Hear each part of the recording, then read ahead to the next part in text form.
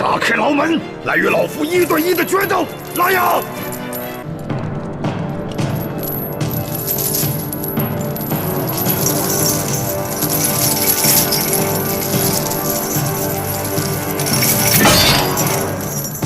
玄烨小儿，你终于敢来见老夫了！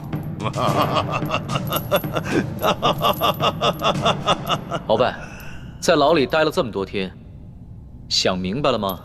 可有悔恨之心？老夫当然有罪。老夫这第1罪，当年不该冒死从乱军中救回太宗皇帝。老夫第2罪，不该征战沙场，出生入死，为你们爱新觉罗家族打下这片江山。老夫第3罪，不该对先帝于忠尽心尽力地辅佐你这个黄毛小儿。老夫第4罪，明知你翅膀硬了，要来诛杀老臣了，要独揽大权了，老夫未能先下手为强，除掉你这个昏君。事到如今，你还睡在几十年前的功劳簿上，丝毫没有反省。你圈地害民，党同伐异，欺君罔上，弄权误国之罪。要不是你当年救过太宗皇帝，要不是你为大清朝立过那么大的军功，朕就算砍你脑袋100遍都不为过。老夫现在是做了阶下囚，这一生的功过随你红口白牙怎么说。但是玄烨，我告诉你，你不要以为你除掉了老夫，你的皇位就能够坐稳了。在你身边潜伏着2条毒蛇，他们随时都会要了你的命。你说的什么意思？朕不明白。那老夫就告诉你，你以为李建清和李义欢兄妹2人是真心对你效忠的吗？他们实际上是在挑起你我君臣之间内斗，居心叵测。他们帮助你擒拿住老夫，只是为了骗取你的信任罢了。在你未动手之前，那个李建清就来找过老夫，把你的计划悄悄地告诉了老夫。老夫只是一时拖大，以为就凭你训练的那几个会摔跤的少年，怎么能拿下老夫这大清第1勇士呢？也没料到那李氏兄妹2人居然会反水，这才让你侥幸的险胜了。皇上，鳌拜这会儿也许说的是实情，难怪他事先就服下了解药。你让李公公赐给他的毒茶也失去了效力，也许真的是有奸细给他透露了风声。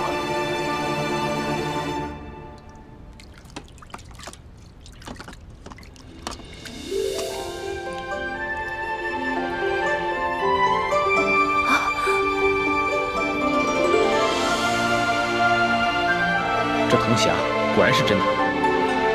欢妹，你太厉害了，这么艰巨的任务居然被你完成了。是谁啊？平时老说我这个不行那个不行的，现在知道夸我啦？欢妹，我是你大师兄，又是你未来的夫君，你做对了，自然该表扬；做错了的，自然该批评。站直了，不管是表扬还是批评，我都是为了你好。哎呀，知道了。从小到大就这么几句，我耳朵都听出茧子来了。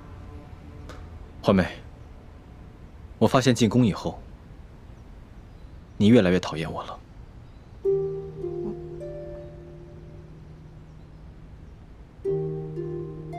鳌拜，你以为朕会中了你的挑拨离间之计吗？是，皇上，鳌拜也许死到临头了，还要这样搞挑拨离间的小动作。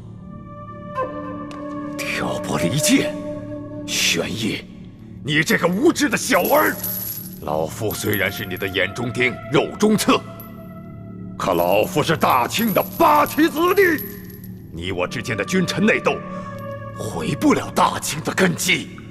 而那个李氏兄妹，他们不一样，他们来历不明，行为诡异，说不定就是那前明的余孽。是，你鳌拜是满族，李氏兄妹是汉族，可是拿匕首刺向朕的是你鳌拜，而挺身而出替朕挡刀的是李欢。若非李氏兄妹反戈一击，只怕你和朕的位置现在就易地而处了吧。所以朕明白，你恨李氏兄妹，你巴不得置他们于死地，朕是不会上你的当的。玄烨小儿，你果真是一个没有出息的君王。你被那李欢的美色所迷惑，你被李氏兄妹二人玩弄于股掌之间。我们这些八旗子弟打下来的江山，终将毁在你的手上。老夫倒要看一看你有何脸面去见爱新觉罗家族的列祖列宗！你住口！朕已经不是当年那个只能听任你摆布的傀儡了。你要是再在朕的面前出言不敬，朕就让你的血溅在朕的龙袍之上！来吧！老夫这一生都在为大清卖命，没想到爱新觉罗家族竟然出了你这么个既阴险又愚蠢的懦夫！玄烨，你打开牢门，来与老夫1对1的决斗！来呀！如今康熙正在大力清除鳌拜余党，整个京城都人心惶惶。如果把这铜匣和奕欢得来的珠宝全部运出宫去，放在慈航药铺反而不安全，不如就继续放在这个永乐斋吧。师父说的是，毕竟眼下这永乐斋还是安全的。等大师傅离京之时，咱们再把这铜匣悄悄带出宫去，让大师傅带走。不行，铜匣不能放在永乐斋，欢妹也不能继续留在紫禁城里。既然找到了铜匣，我们赶紧撤离吧。我们现在就撤离啊？怎么，你还想继续留在宫里？你忘了和你一同进宫，被赐死的那3个秀女了吗？忘了那些仅仅因为看到你打了康熙一巴掌，就被赐鸩酒的宫人了吗？好吧，朱哥哥，我听你的。那六师傅、学姐姐，我们一起撤吧。大胆，鳌拜，你这个狗奴才，死到临头了还敢对皇上大不敬！你以为你真的是什么大清的第一勇士吗？我告诉你，那只不过是因为你大权在握的时候，别人对你不得已的奉承而已。你想动手是吧？来呀，我索额图陪你练练。索图，若是你阿玛还活着，那老夫说不定还卖他几分薄命。就你现在这么个鬼模样，你还不配和老夫交手，你滚一边去！哼，鳌拜，在皇上面前，我不与你乘着口舌之快。且不说我们两家的恩怨如何，就是你现在这样在军前失仪，也是不可饶恕的大罪。我告诉你，你死到临头了！你可真会拍皇上的马屁，可笑！你阿玛索尼与老夫一辈子为敌，但老夫敬他是条汉子。可是我没想到，他怎么就生出你这么个没出息的小兔崽子呢？鳌拜，哪怕你是个勇士，像你这样的莽夫，也只配做爱新觉罗氏的鹰犬。朕乃天子，治国安邦才应该是朕擅长的。你那些技击之术，都是雕虫小技。朕纵然不如你，又有何妨？把他看好了，别让他自尽。你这个懦夫蠢货！你回来！你宁肯相信居心叵测的李氏兄妹，也不肯相信老夫这3朝老臣！你回来！我要见太皇太后！我要见太皇太后！回来！不行，我们现在还不能撤。第一，默笙和倩影他们还没有找到1号金钥匙，万一那把金钥匙就在这皇宫当中呢？第二，也是最重要的，鳌拜到底有没有在明珠谷安插奸细？这个奸细到底是谁？我们一定要查个清楚。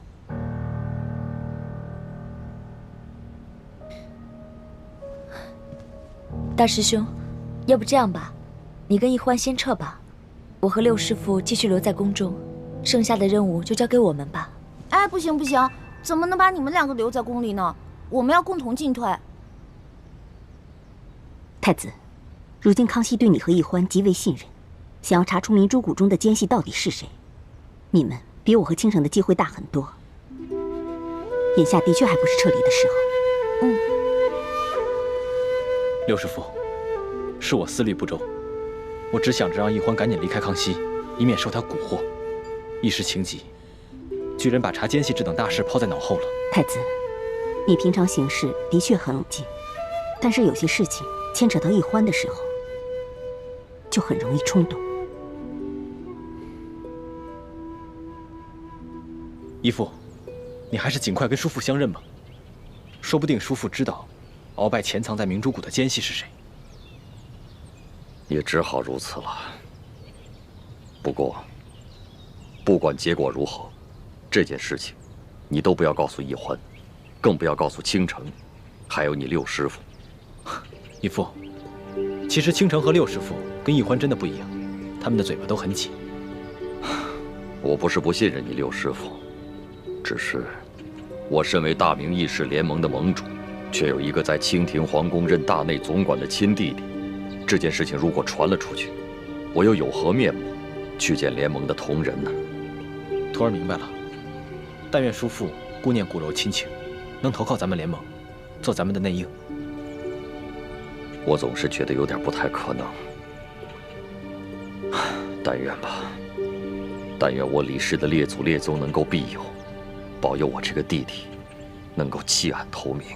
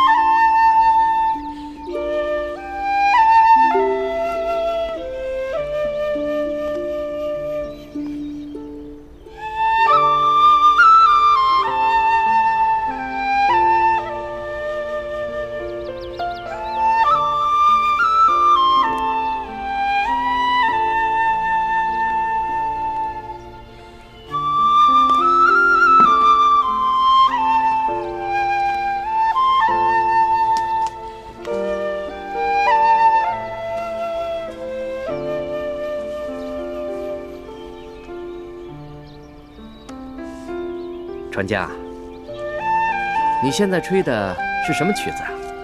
我怎么听着这么耳熟啊？好像是在哪儿听过一样。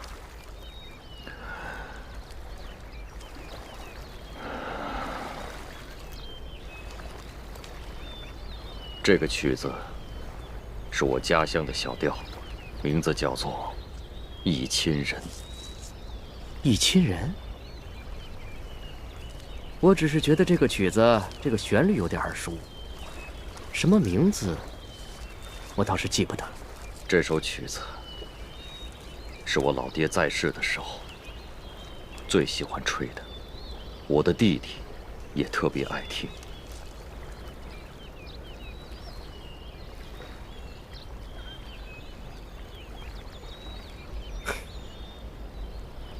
这个曲子我小的时候也特别爱听，只是有好多年没有听到了，现在也忘得差不多了。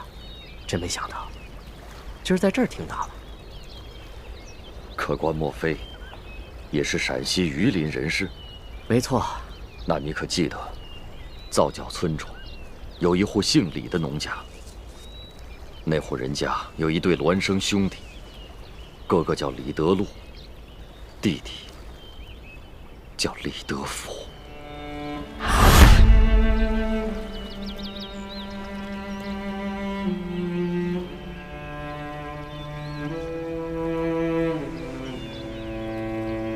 你是？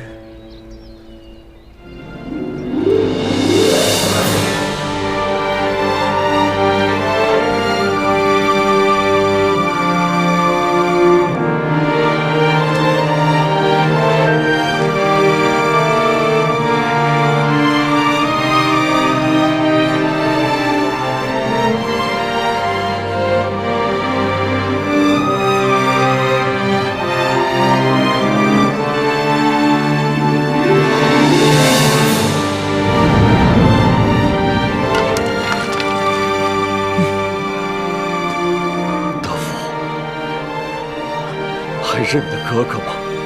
你还活着，你没死。德福，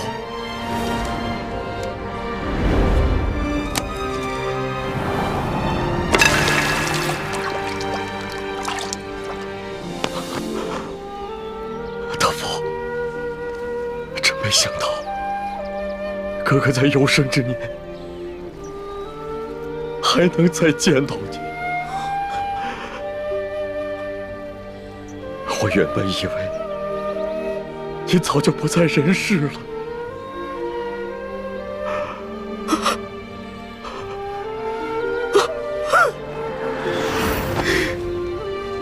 哥，德福，哥，德福。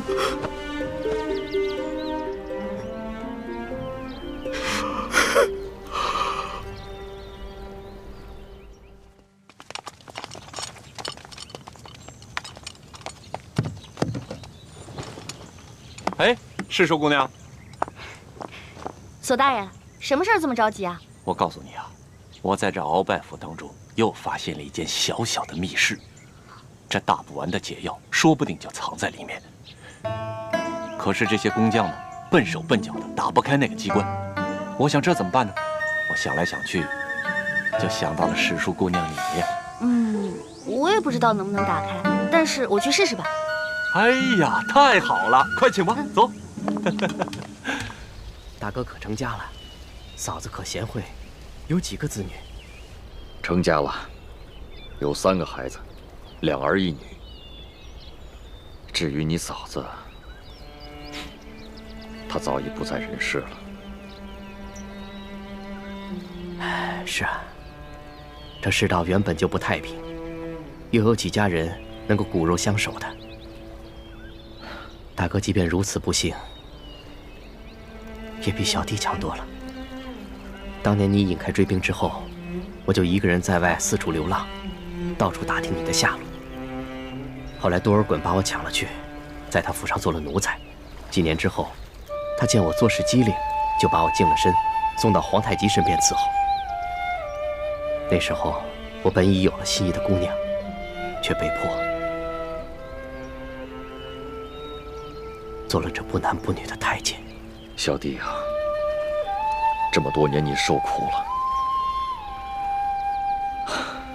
大哥真的没有想到，你还能认我这个哥哥。我原本以为你现在在紫禁城中是要风得风，要雨得雨，而我却是穷困潦倒。我真没想到，你还能认我。哥，你说的这是什么话呀？我在这个世界上，就你这么一个亲人了，我怎么会不认你呢？哥，我如今有了用不完的金山银山，正愁没人跟我分享呢。这下好了，你来了，哥，你把侄儿侄女都接进京来，我在京城给你买一处大宅院，然后再续几房妻妾，咱们兄弟好好享受这下半辈子。弟弟啊，你的这番心意，哥哥心领了。但是哥哥这次找你，并不是为了你的钱财。哥，你一定是想谋一个好的差事，对不对？你放心，包在小弟我的身上。1个月之内，我先给你谋个闲职，年内呢，我再找机会把你外放到一个油水充足的富庶之地，怎么样？我也不是为了做官，既不想发财，又不想做官，哥，那你到底想要什么？只要兄弟能办得到的，绝对没问题。德福，你知道哥哥现在是什么身份吗？什么身份？我很久以前已经把名字改了，我不叫李德禄了。那哥哥如今叫什么？李定国。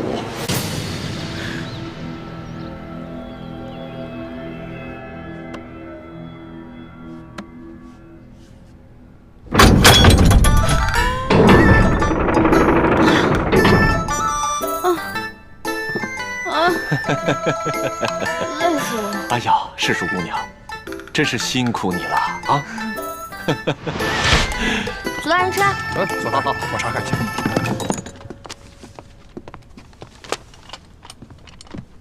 索大人，啊，这箱中没有解药，全是文书信件。没有解药，我看看。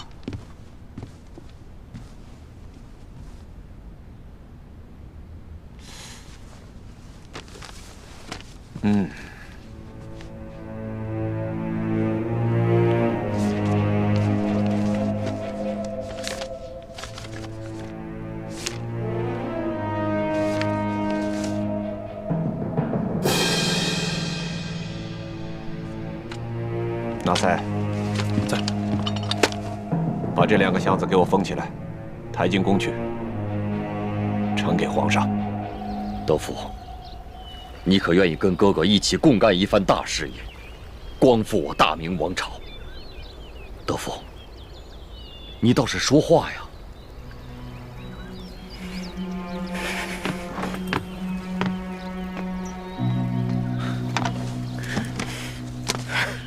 德福，你就心甘情愿地做大清的奴才吗？做大清的奴才怎么了？他中明王朝给过我什么？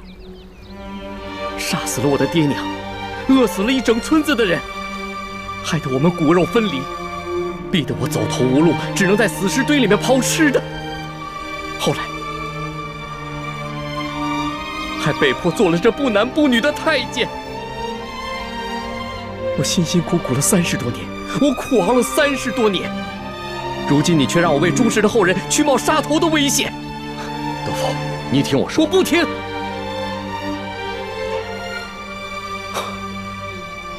我知道，我听说过你李定国，朝廷还以为你战死在云南了，没想到你还活着，还组建了一个什么大明义士联盟。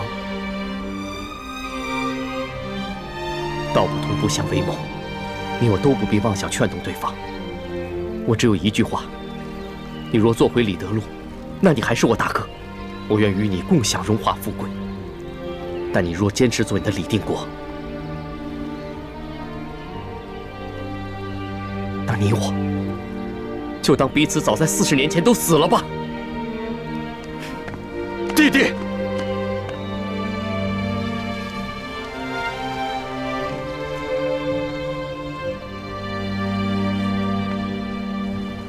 哥，我最后问你一句，你是要做李德禄，还是做李定国？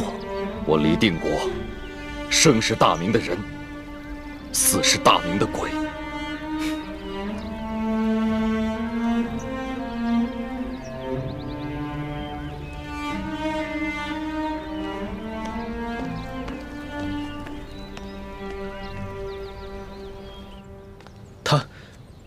他就这么走了？我还指望着能从他那里打听到有关鳌拜内奸的消息。义父，那我们现在该怎么办？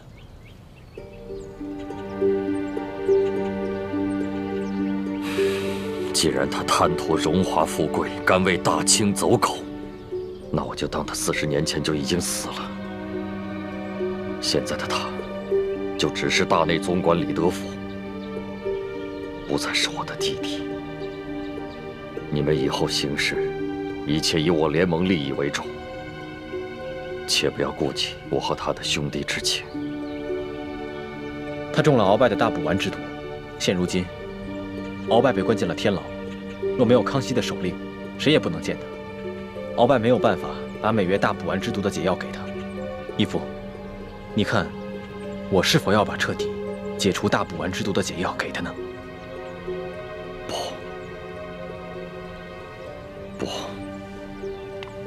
不能彻底帮他解脱。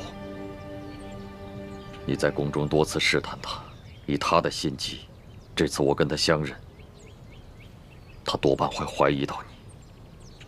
万一鳌拜供出他来，那他极有可能出卖你跟奕欢，甚至出卖我这个亲哥哥，来将功赎罪。那义父的意思是？眼下只能利用大补丸来控制他。这样，一来可以保证你跟易欢在宫中的安全，二来，你跟易欢在宫中行事，有他相助，也会便利一些。可他毕竟是您的亲弟弟，我跟易欢的叔父，我们这么做，未免也太……太子，你以为我如此算计，我的心里就好受吗？他可是当年我豁出性命去要保护的亲弟弟呀！可现在，在国家大义面前，我没法再顾及兄弟之情。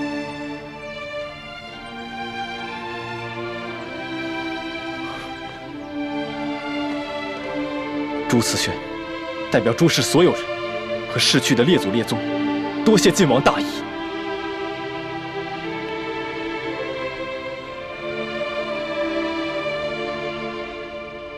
真没想到，李公公居然是我爹的亲弟弟，我的亲叔父。是啊，李公公为人圆滑自私，和义父完全是心性相反的两个人。可是朱哥哥，虽然李公公这个人圆滑自私，但是他是我爹的亲弟弟，我的亲叔父。他虽然不肯投靠我们，但是他也没做什么出卖我们的事情啊。我爹让咱们拿大补丸的事情去威胁他，我怎么觉得心里过意不去呢？其实，我心里也过意不去。不过既然义父吩咐了，我们也只能执行。有时候想想，我爹也真够冷血的。他居然亲手射杀了我娘，那可是为他生了3个孩子的结发妻子啊！当时他还射了我一箭，还好我身上有个玉佩，要不然，我早就没命了。欢妹，你千万别这么说。若是让义父听到了，他该有多伤心呢？义父也是迫不得已，舍小我取大义，就像古时候舍弃自己的亲生儿子而救护赵氏孤儿的义士程婴。可我从来不觉得程婴做得对啊，为什么他的儿子要替赵氏孤儿去死呢？2个孩子的命难道不一样重要吗？从小我一直不明白，为什么我爹总觉得你跟你父皇的命要比我跟我娘的命更重要？越说越不像话了，这就是君臣父子伦理纲常。你记住了，这话千万不能让义父听到。知道了，我这不偷偷跟你一个人说吗？我知道我说这些话大逆不道，以后不说行了呗。哎，千万别跟我爹说。你知道就好。欢妹，你记住了，平时再怎么任性，再怎么胡言乱语都没关系，唯有这些有违伦理纲常的话，千万不能再说了，知道吗？哦，你怎么跟龙小弟一样啊？严肃起来让我心里特别害怕。不跟你说，我要去找我龙小弟玩了。欢妹。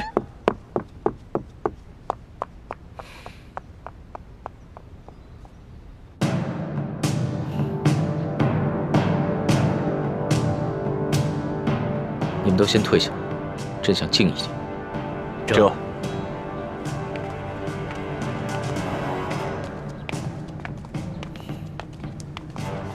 龙小弟，你也退下吧。今天怎么了？连龙小弟也这么严肃？你说什么？没什么。那奴婢告退了。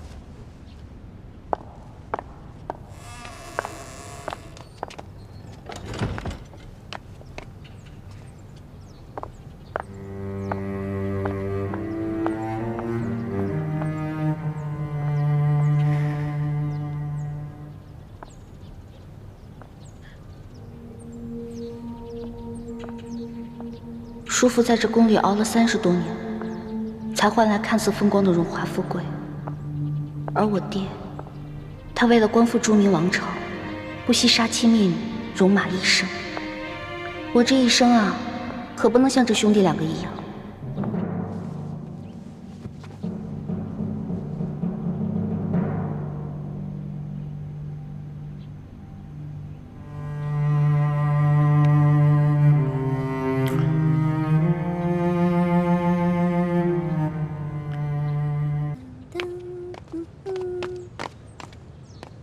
朱哥哥，你怎么在这儿？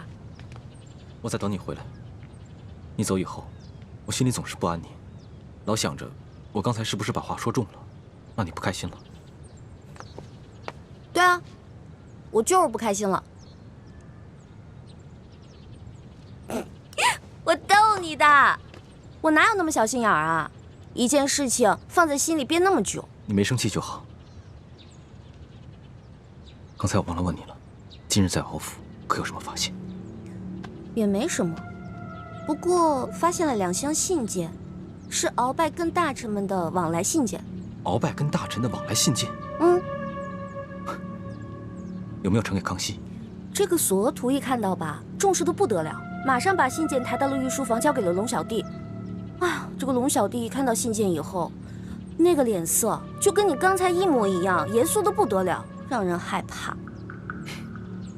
太好了，不就2箱信件吗？这么开心干嘛？欢梅，你不明白这2箱信件意味着什么？鳌拜把持朝政这么多年，朝中上下谁不赶着巴结？这2箱信件一定牵涉了许多不可告人的秘密。康熙如果顺藤摸瓜，一一展开追查，那整个清廷势必会闹得天翻地覆，人心惶惶。这样的局面，对我们来说自然是天大的好事。哦，我知道了。不过朱哥哥，如果朝廷大乱的话，这对咱们全天下的老百姓真的是件好事吗？自然是好事。只有把他们赶出山海关去，恢复我大明江山，这天下才能太平。哦。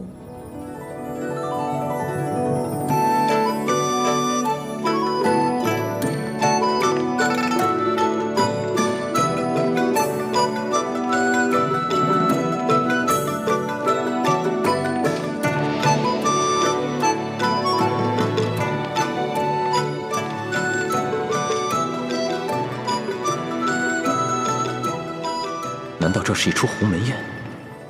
康熙想借此机会对群臣进行大清洗？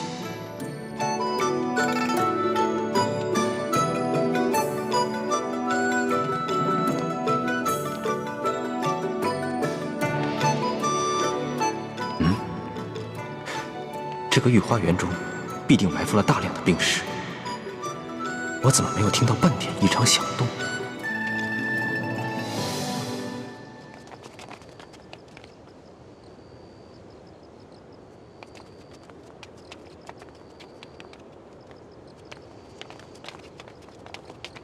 难得今夜月色如此美好，更难得朕能忙里偷闲，与诸位爱卿一同畅饮赏月。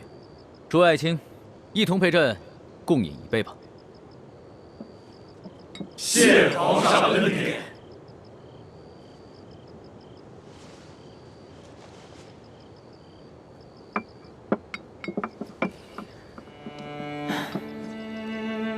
朕自8岁登基，至今已逾9载，却还是第一次如今夜这般，与诸位爱卿一同轻松享乐。回想起朕亲政前，无论大事小事，处处是鳌拜掣肘。纵然想与诸位爱卿一同饮酒赏月，君臣同乐，却不可得呀。来了，切入正题了。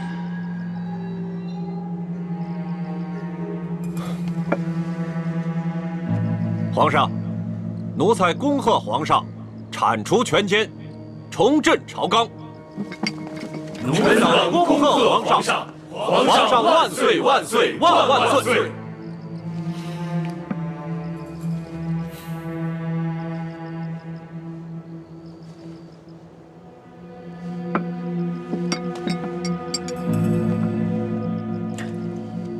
朕建议邀诸位爱卿前来御花园，除了赏月，还想请诸位爱卿看一出小戏。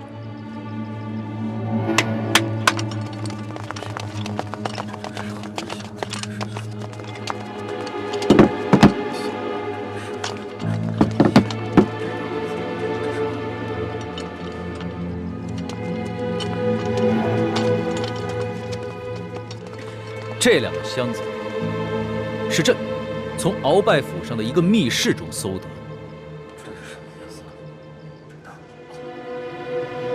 诸位爱卿猜一猜，这箱子装的是什么？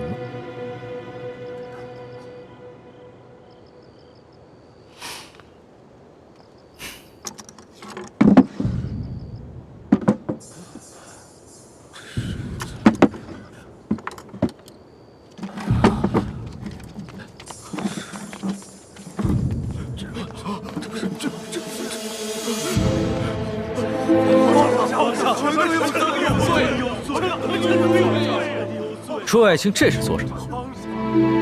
这2箱文书今日下午才从鳌拜府中搜得，朕到现在还一封都未曾打开过。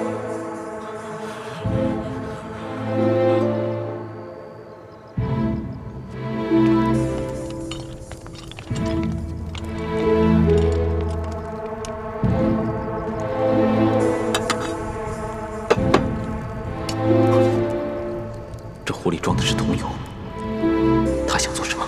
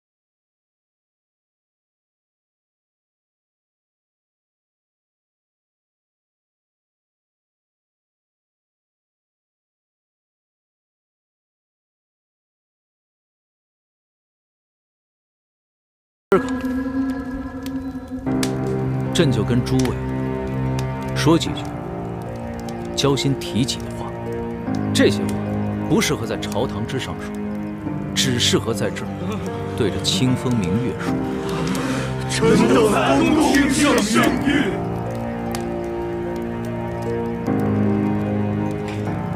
朕知道，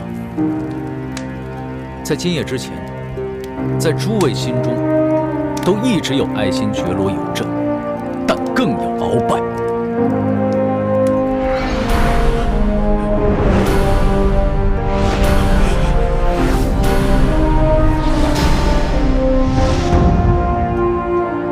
朕不怪你，鳌拜把持朝政多年，诸位若是不明哲保身的话，只怕就像苏克萨哈一样，落得个身死族灭的下场。你们委曲求全，也算是为我大清保存了实力，所以朕既往不咎。但自今夜始，诸位心中就只能有爱新觉罗，只能有朕。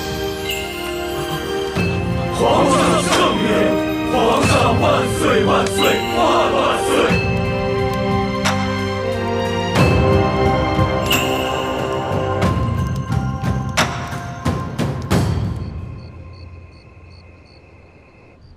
皇上，你可知道今天哀家一共召见了多少大臣们的诰命夫人吗？这孙儿不知。从上午到下午，这慈宁宫就不得清静了。来看望哀家的这些诰命夫人多达40余人呢。有一些人还有些要求，都被哀家给回绝了。皇祖母，只怕他们都只是醉翁之意不在酒，借着探望的名义，想打探一下孙儿如何处理从鳌拜府中发现2箱密信之事吧。是啊，这些个人个个都像猴精似的，明明为此事而来，但没有一个就那么开门见山的指出来，而只是旁敲侧击的打听。所以呢，哀家也就给他们装个糊涂。皇祖母要是早一点给他们吃上一颗定心丸，也不至于他们担心害怕一整天呢。哎，这些人呢，他们心里想什么？皇上和哀家心里像明镜似的。皇上，说实话，哀家以为你最终会选择宽恕他们，但没想到你会用这种火烧密信的方式，让他们的心病一了百了，死心塌地地对皇上臣服。这就要感谢皇祖母平时的教诲了。皇上，你真是长大了。今后只要你在儿女私情上能够稳重，不乱心智，哀家就放宽心了。什么？康熙用一把火把那些密信全都给烧了？真没想到，康熙是这么可怕的一个对手。鳌拜虽然残暴，却是有勇无谋，反倒比康熙好对付。这次我们真的是失策了。朱哥哥，那我们对手这么强大，要不然咱们放弃算了。不行，对手越是强大，我们越不能屈服。我一定能想到办法打败他。这个天下只能姓朱，不能姓爱新觉罗。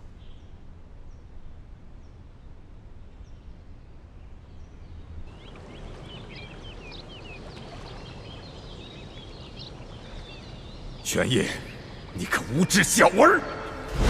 老夫虽然是你的眼中钉、肉中刺，可老夫是大清的八旗子弟。你我之间的君臣矛盾，不会动摇大清的根基。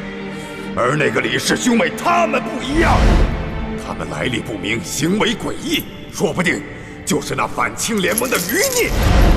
玄烨小儿，你果真是一个没有出息的君王。你被那李易欢的美色所迷惑，你被李氏兄妹二人玩弄于股掌之间。我们这些八旗子弟打下来的江山，终将要毁在你的手上。老夫倒要看一看，你有何脸面去见爱新觉罗家族的列祖列宗。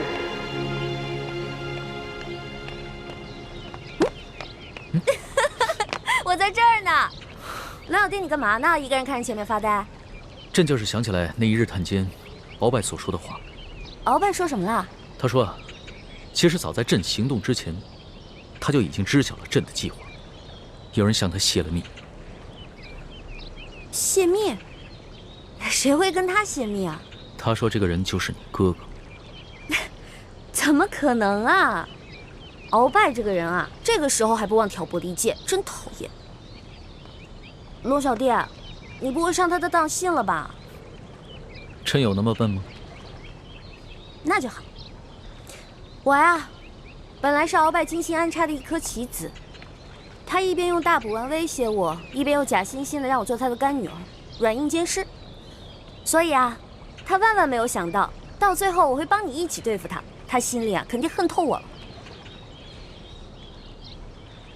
老大，你说的这些啊，朕都明白。不过你究竟是什么来历？我就是李欢啊，也是你的笔墨诗书小丫头啊。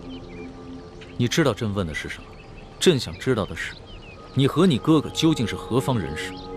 你们的出身，还有你的那些师傅们，为什么会教给你们这么多的学识技艺？你看，你说不会上当，但是现在还是在怀疑我们，对吧？朕哪有怀疑你们呀？朕不过就是起了好奇心罢了。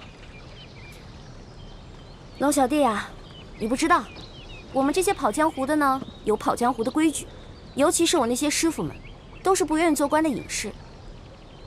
师门有师门的规矩，我不能透露。我要讲信义，但同时，我又不想骗你。这样吧，如果你相信我们兄妹，那我们就留在宫里，为你效力；但如果你不相信我们兄妹的话，那我们就离开紫禁城，再也不出现在你面前，可以了吧？老大，朕不过就是随口问问，你要是不愿意回答就算了。用人不疑，疑人不用，朕自然是相信你们兄妹的。这鳌拜啊，本就在宫中安插了许多奸细，极有可能是上次给朕下毒的那个内侍向鳌拜透露了秘密。鳌拜不过是想嫁祸到你们兄妹身上罢了。你放心吧，朕一定不会中了鳌拜的挑拨离间之计的。还是你大气。老大，你的手伤还没好，这段时间啊，你就好好待在永乐斋休息吧。这山西大旱，朕还要忙着处理赈灾的事宜，还要清理鳌拜的余党，所以可能就没那么多时间陪你了。我知道了。今天康熙盘问你我的身世，显然是听了鳌拜之言，对你我已经起了防备之心。所以你以后一定要谨言慎行，千万别露出破绽。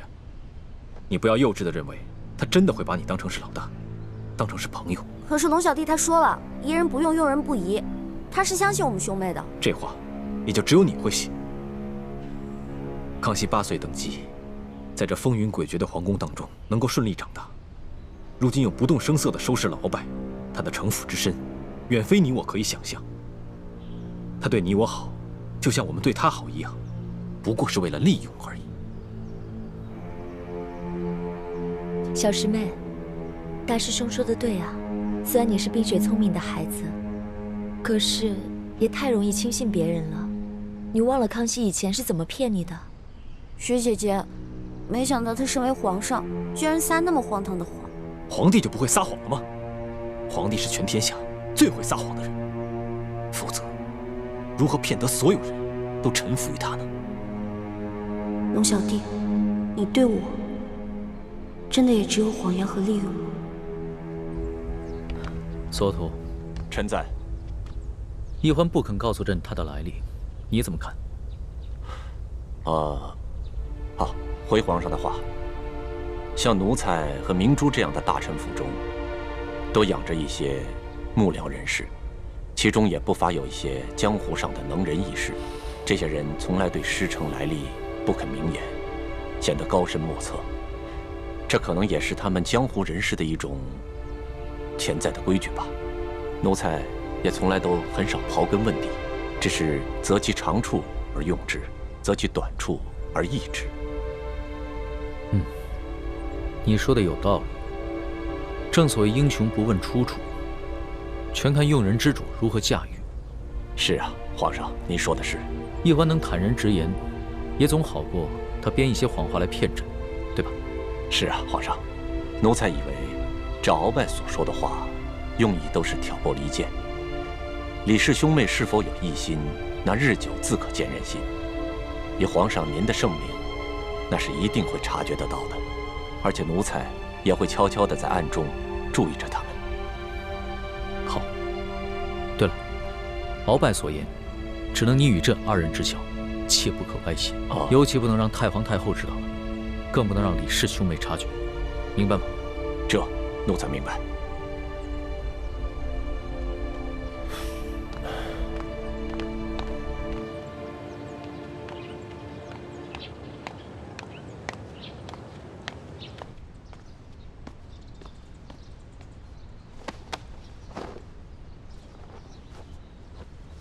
奴才索额图叩见皇后娘娘。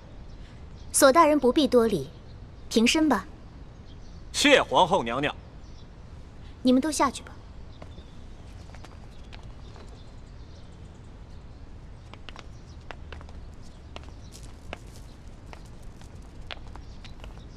三叔。三叔，那个李奕欢究竟是什么来头？什么品质位分都没有，皇上还单独给他赐了一个笔墨侍书的职位，还给他在后宫单独赐了所宅子，不伦不类，还真是开了我大清朝的先例。皇后娘娘，您这些话就在奴才面前说说得了，可千万不要在别的人面前提起，万一传到皇上的耳朵里，皇上会不高兴的。皇上从未对任何女人另眼相看，本宫这心里总有些不踏实。皇后娘娘不要忧心，她李奕欢再怎么说也只是个汉女，而且还定过亲。皇上再怎么喜欢她，也威胁不到皇后。而且皇上啊，也只是图一时的新鲜，等这股劲儿过了，说不定就丢开手了。再说了，这李易欢毕竟帮着咱们斗败了鳌拜，我们现在最主要的任务就是痛打落水狗，不给鳌拜东山再起的机会。别的什么，都等这件事情尘埃落定了之后，咱们再说吧。三叔说的有道理，本宫就暂且忍耐一下。哎呀，好热呀！自打我从明珠谷到京城，就一直没下过雨。这天热得太不正常了，连荷花都受不了了。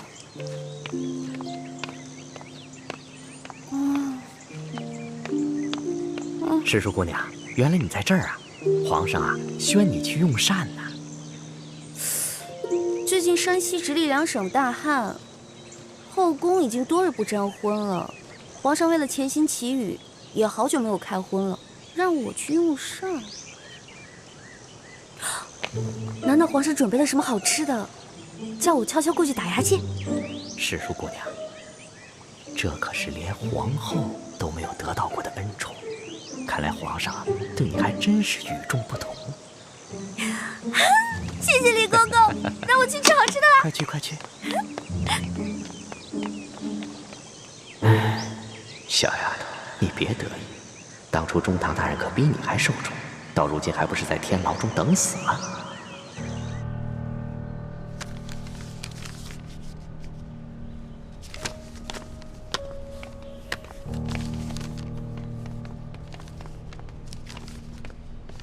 皇上，世淑姑娘来了。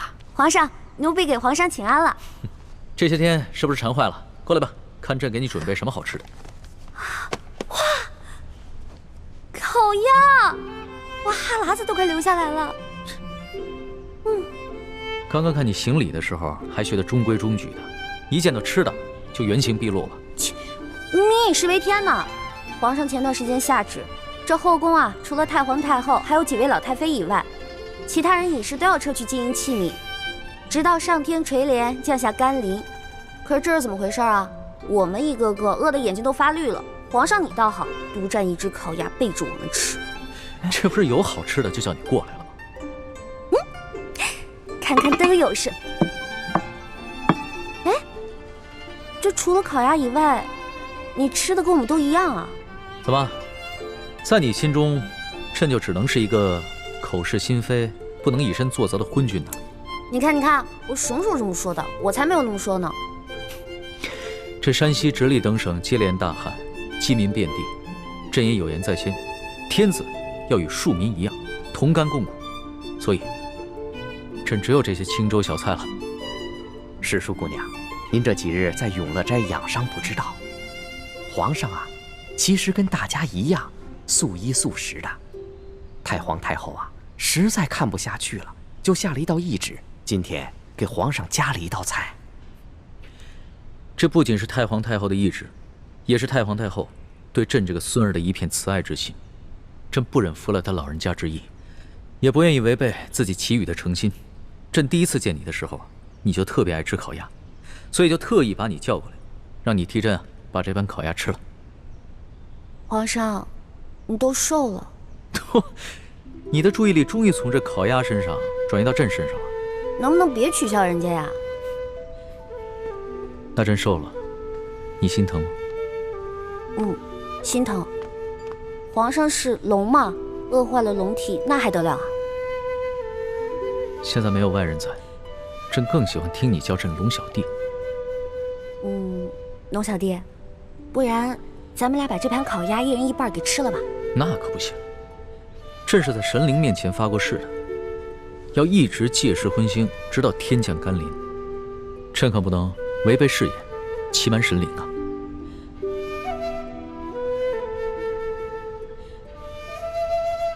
你一直看着朕做什么？朕的脸上有花吗？我只是觉得，龙小弟其实你长得也挺好看的。是吗？朕第一次见你的时候，你就一直说朕什么暴君啊、昏君啊，还是什么全天下女人最不值得爱的男人。难得破天荒，你还夸了朕一次啊！龙小弟啊，其实我觉得吧，这降不降雨，跟吃不吃烤鸭完全没有关系。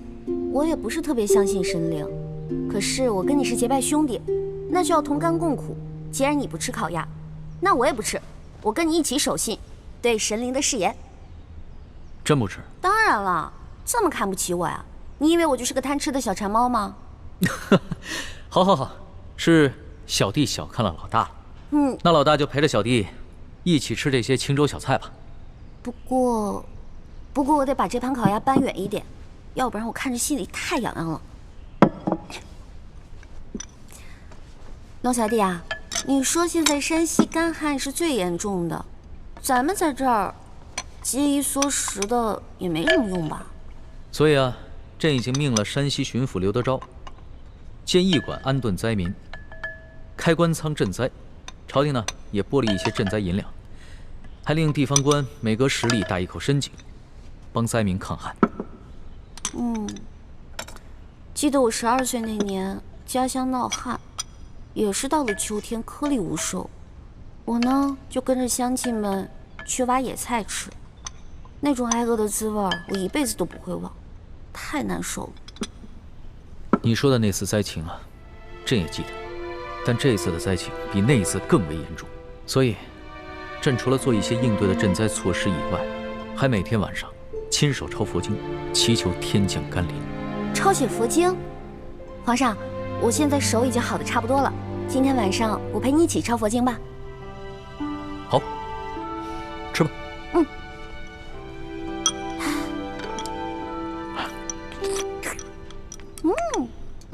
好吃。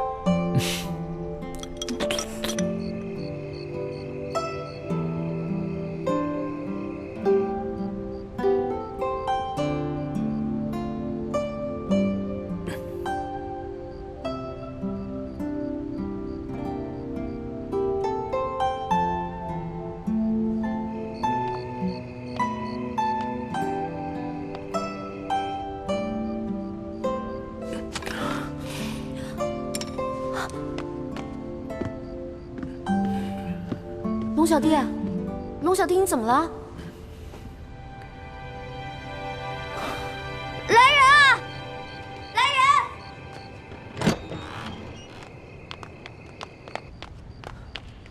皇上怎么了？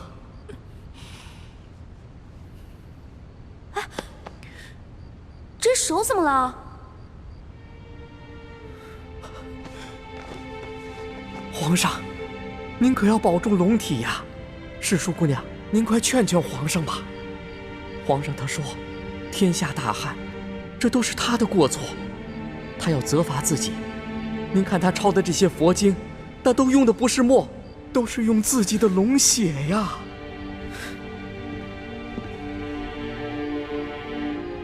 多嘴。快！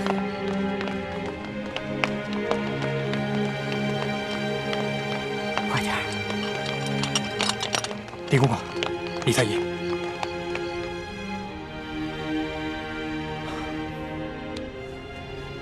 皇上这脉象不对啊。虽说皇上日理万机，劳累过度，近段时间饮食又过于清淡，但也不至于如此虚弱呀。皇上以血代墨抄写佛经，都抄了那么大卷了，身体自然而然就衰落下去了。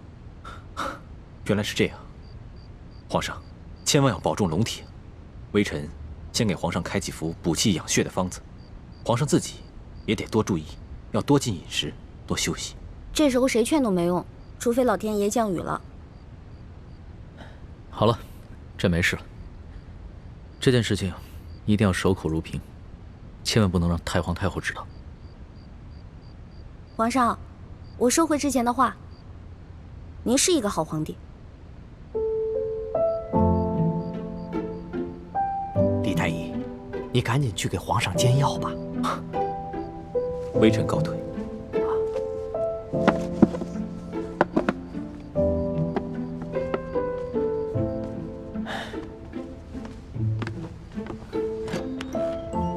老大，你的立场怎么不坚定呢？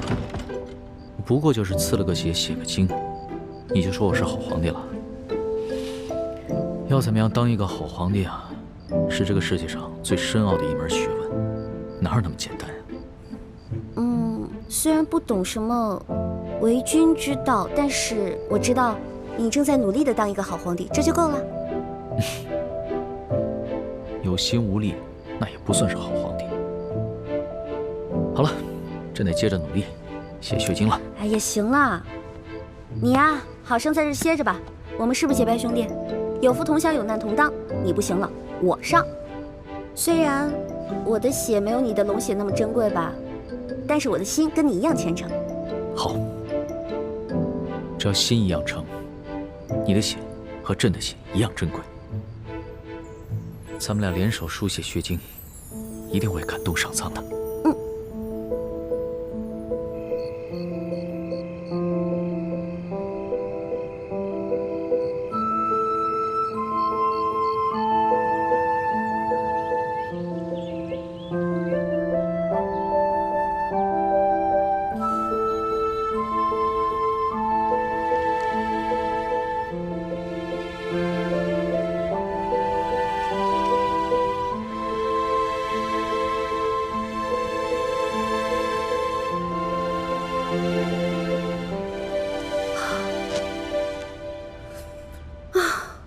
终于写完了，大功告成。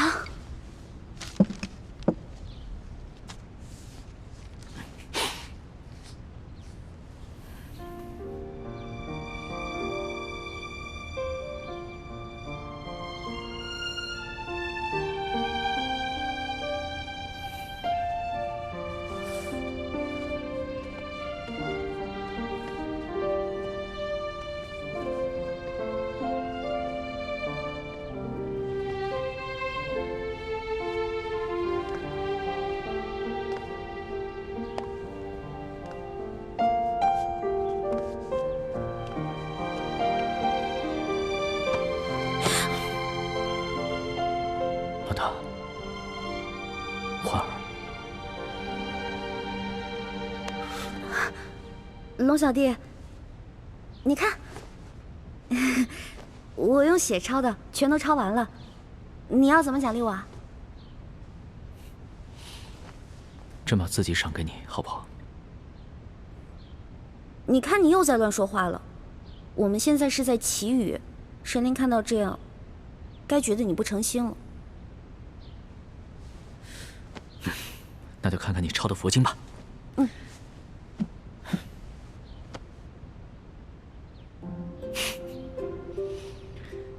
老大呀，老大，我终于知道为什么那日在第一酒楼你不敢往墙上题字了。论到这个书法呀，你还是得多跟朕这个小弟学一学。